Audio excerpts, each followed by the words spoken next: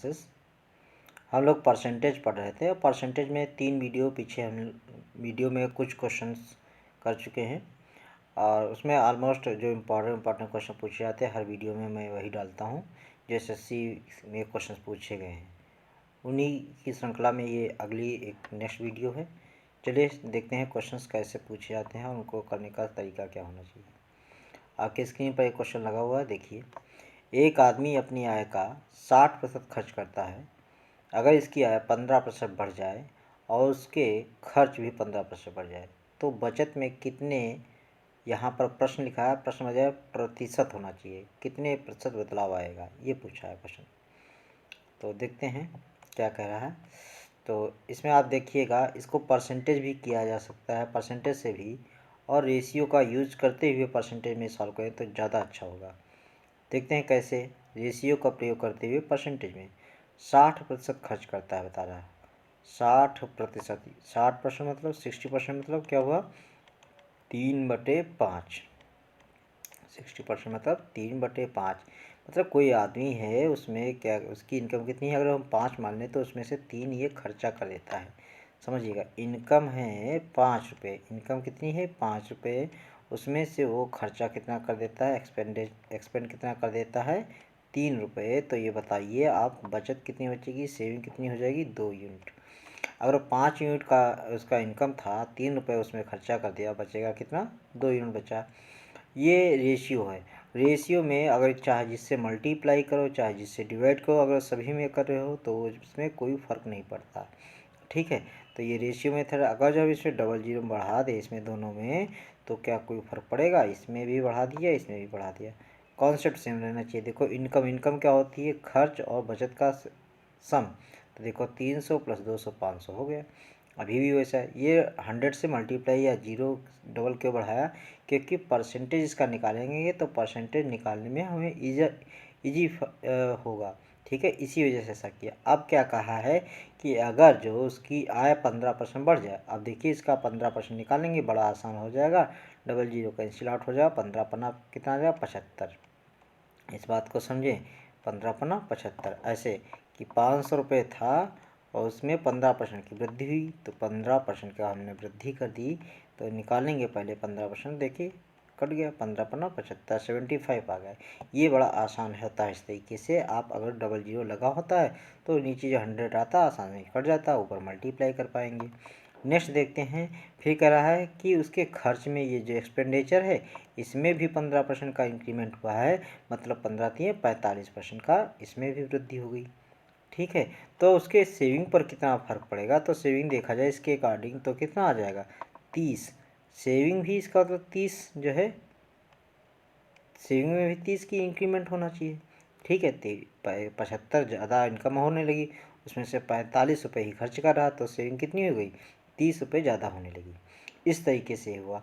अब ये 30 आएगा कैसे, हमने देखा था इतना, इसका परसेंट निकालते थे तभी आता था, तो इसका भी हम परसेंट निकालेंगे। माना x% जो है 30 के इक्वल होगा, तो इसको जब सॉल्व करेंगे 200 × x, ये x% है तो कितना आ जाएगा 15 आ जाएगा, ठीक है। एक मैं सॉल्व करके आपको दिखा देता हूँ। 200 × x% है x/100, ठीक। ये डबल जीरो देखो कैंसिल आउट हो जाएगा, तो कितना आएगा 2x 2x = 30, तो x = कितना आ जाएगा 15 आ गया आपका। क्लियर हो चुका, ऑप्शन नंबर 3, बड़ा आसान है ये। तो इस तरीके से यहाँ पर जो भी आएगा उसका उतना मान लीजिएगा x%, ये इसके इक्वल होगा, आप निकाल पाएंगे। ऐसे क्वेश्चन बहुत बार पूछे गए हैं और इनको अलग तरीके से करेंगे तो बड़ा लेंदी जाता है, आपको ऐसे रेशियो का यूज करते हुए परसेंटेज में सॉल्व करना है। इसी पर मैंने 1-2 क्वेश्चन और डाले हैं ताकि आपका और कॉन्सेप्ट क्लियर हो। चलिए देखते हैं नेक्स्ट क्वेश्चन। नेक्स्ट क्वेश्चन देखते हैं हम लोग, ये रहा नेक्स्ट क्वेश्चन। इसको ट्राई करें एक बार, बिल्कुल ऐसे ही सेम, ठीक है। तो इसमें लिखा है एक आदमी अपनी आय का 75% खर्च करता है। फिर से वही बात, 75% खर्च करता है। 75% क्या करता है, खर्च करता है। 75% मतलब 3/4, ये जान गए। 75/100 उसको काटेंगे 3/4, यानी इतना खर्च करता है। तो इसकी इनकम कितनी थी, अगर उसकी इनकम 4 रुपये थी और उसमें से 3 रुपये खर्च कर दिया, एक्सपेंड कर दिया, 3 रुपये एक्सपेंड कर दिया, तो उसकी सेविंग कितनी हुई, 1 रुपये हुई। तो यहाँ डबल जीरो इसमें ऐड कर देंगे, डबल जीरो इसमें ऐड कर देंगे, डबल जीरो इसमें ऐड कर देंगे। क्लियर है।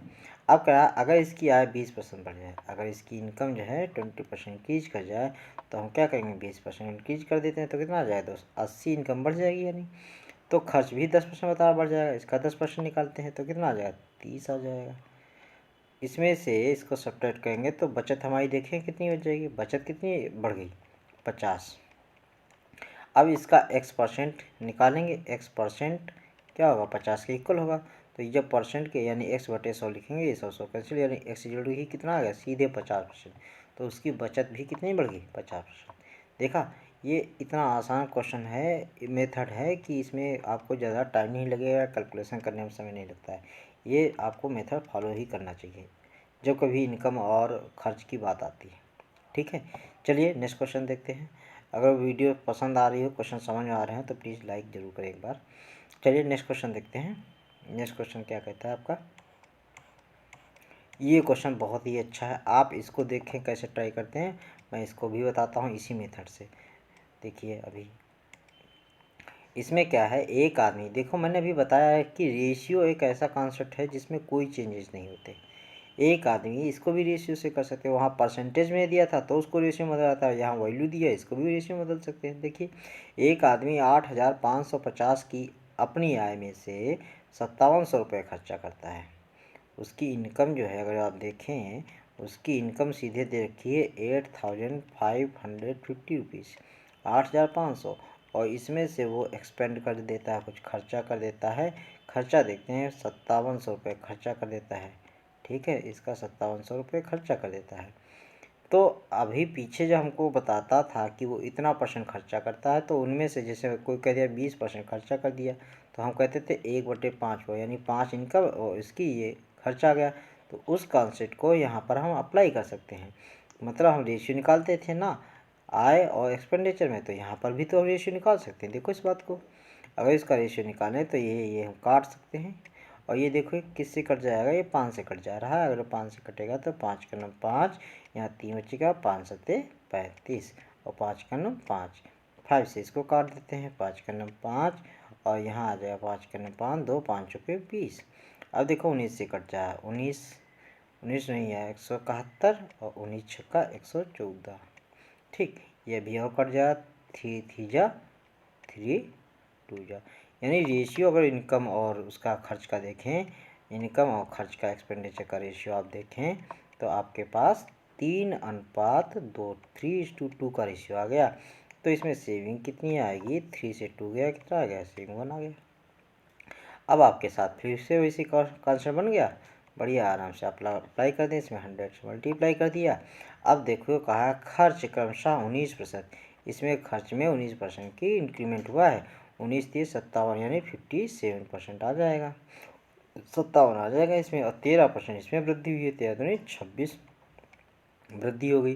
तो इससे देखें, इसके हिसाब से सेविंग में कितना इंक्रीमेंट होगा, तो इससे इसको घटाएंगे, 7 से 6 गया, 7 से 6 गया, 1 आ जाएगा, और 5 से 2 गया 3, तो 31% की क्या हो गई, वृद्धि हो गई, क्योंकि इसका x% निकालेंगे सीधे 31 आ जाएगा, यानी 31% की क्या हुई, उसके आय में वृद्धि हो गई। आपको ये समझ आ रहा होगा। अब आप तो कॉन्सेप्ट क्लियर हो चुका है। ठीक है दोस्त, चलिए नेक्स्ट क्वेश्चन देखते हैं। अब इस कॉन्सेप्ट को आप अपने बुक में या कोई भी क्वेश्चन कहीं पर भी प्रैक्टिस में कहीं भी मिलता है उसको अप्लाई करें, ताकि ये आपको सही से तैयार हो जाए। ठीक है, चलिए नेक्स्ट क्वेश्चन देखते हैं। नेक्स्ट क्वेश्चन, एक और क्वेश्चन। अब ये देखो आपको अलग टाइप के क्वेश्चन मिलेंगे, ये आपको वोटिंग के, ठीक है, इलेक्शन बेस्ड क्वेश्चन हैं। तो इलेक्शन बेस्ड क्वेश्चन को कैसे किया जाता है, ये पहला तो बेसिक क्वेश्चन है, आगे आपको कॉन्सेप्चुअल क्वेश्चन मिलने वाले हैं। तो बेसिक क्वेश्चन में देखते हैं इसमें भी क्या है। इसमें ऐसा समझते हैं, दो बॉडी होंगी, दो कैंडिडेट्स होंगे, ए एंड बी मान लेते हैं, दो कैंडिडेट हैं, ए एंड बी दो कैंडिडेट हैं। एक इसमें विनर होगा, दूसरा लूजर होगा। अगर एक विनर है एक लूजर, तो आदमी पूछे कितने वोटों से जीतेगा, तो इनके डिफरेंस से जीतता है। अगर कोई जीतता है तो हमेशा डिफरेंस से, मतलब अगर विनर 60 वोट पाया है और विनर और लूजर मान लो 40 वोट पाया है, या विनर 100 वोट पाया है और लूजर जो है 30 वोट पाया है, तो कितने वोटों से जीतेगा, 70 वोटों से जीतेगा। तो यही तो बात है कि किससे जीता है, उनके डिफरेंस से जीता है। आपको यही बात याद रखनी है।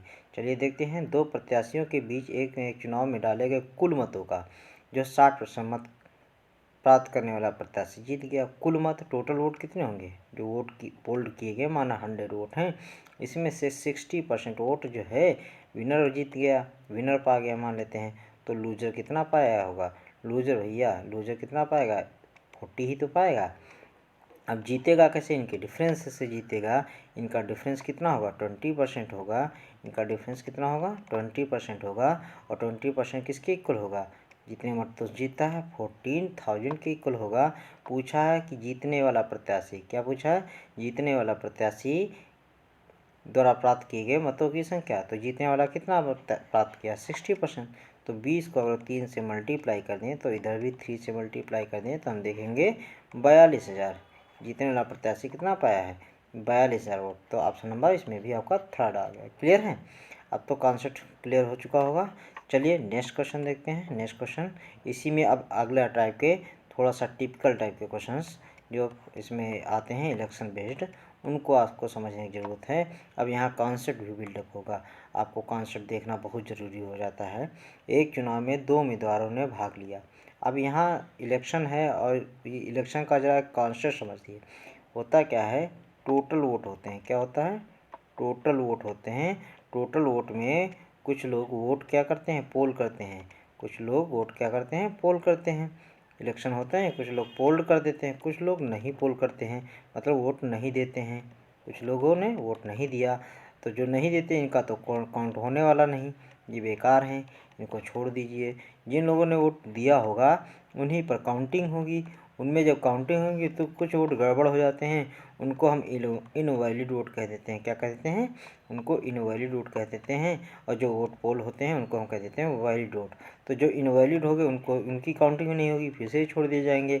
जो वैलिड वोट होंगे, वैलिड मतलब वैध, इन्हीं पर हार जीत होगी। इनमें कोई एक जीतता होगा, विनर होगा, दूसरा क्या होगा, लूजर होगा। और इनके वैध मतों में जो बताएगा तो इनके डिफरेंस से जीत जाता है। ये कॉन्सेप्ट है, इसको एक बार अच्छे से फिर से आप रिपीट करके ज़रूर देखें। चलिए अब इस कॉन्सेप्ट पर ये वाला जो क्वेश्चन है इसको समझने की कोशिश करते हैं। हमने कहा जीतता कैसे, अगर कहता है वैध मतों पर जीतता है या वैलिड मतों पर जीतता है, तो वैलिड जो वोट होते हैं उनको हम 100% का कॉन्सेप्ट दे देते हैं, 100% मान लेते हैं टोटल वोट, क्योंकि वही माने जाएंगे, उन्हीं में हार जीत हुई है। इसी पर यह क्वेश्चन है। तो कह रहा एक चुनाव में 2 उम्मीदवारों ने भाग लिया, 20% लोगों ने मत नहीं दिया।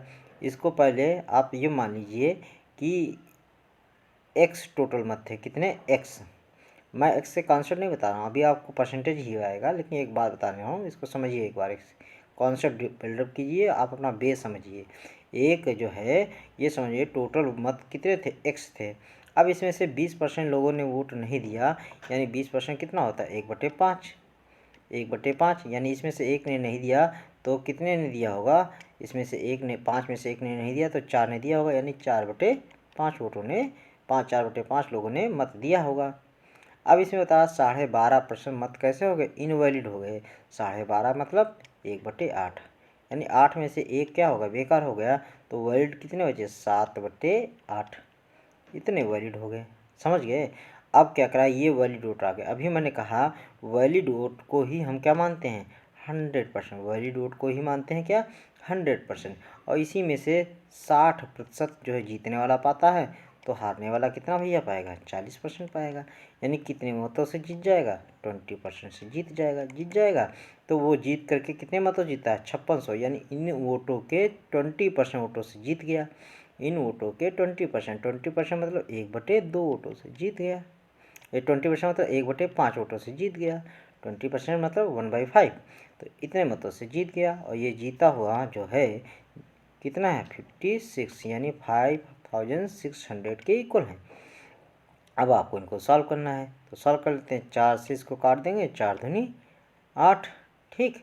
और 7 से देखिए इधर कट जाएगा, 7 8 जा 7 8 56, ठीक है, 800 आ गया। अब इसको मल्टीप्लाई करेंगे, 5 दूनी 10 और 10 बचे 50, 50 को 8 से मल्टीप्लाई करेंगे तो कितना आ जाएगा, 40,000 वोट आ जाएंगे। तो यानी जो एक्स था कितना आ गया 40,000। कुल मतों की संख्या कितनी आ गई 40,000। Option number third. क्लियर हो चुका। इस कॉन्सेप्ट को अच्छे से समझें। इसी पर मैंने आपके कॉन्सेप्ट क्लियर करने के लिए एक और क्वेश्चन आगे डाला है, उस क्वेश्चन को भी देखते हैं। चलिए नेक्स्ट क्वेश्चन एक और है आपके लिए बहुत बढ़िया, इसी पर बेस्ड इस क्वेश्चन को भी आप देखने की कोशिश करें। क्या करा, एक चुनाव में 2 उम्मीदवारों ने भाग लिया। फिर से तो टोटल वोट हमने x मानते थे, मान लिया। 2 उम्मीदवारों ने भाग लिया, यानी उसमें से 20% लोगों ने मतदान नहीं किया, ये बता रहा। यानी 1/5 ने नहीं दिया, तो कितने ने किया 4/5 ने वोट डाला होगा। अब आगे क्या, जीतने वाला वैध मत वैलिड वोट का 75%। तो पहले हम और इसमें क्या करा, और एक बात बताइए कि 600 मत अवैध हो गए। ये कॉन्सेप्ट थोड़ा अलग है, इसको समझिए बहुत अच्छे से, इसको आप ही को करना है, मैं कॉन्सेप्ट बता रहा हूँ।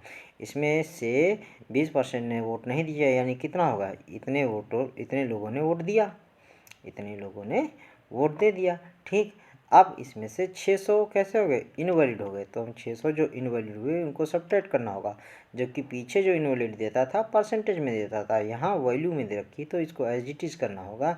600 क्या हो गए, इनवैलिड हो गए, तो सब्ट्रैक्ट कर दिए। तो ये वाले जो बचे ये कैसे आ गए, वैलिड हो गए कि नहीं हो गए, ये वोट क्या है, वैलिड वोट है। ठीक है, अब क्या हो रहा, जीतने वाला जो है वैध मतों में से 75% पाता है, यानी इसका 3/4% जीतने वाला पाता है इसका।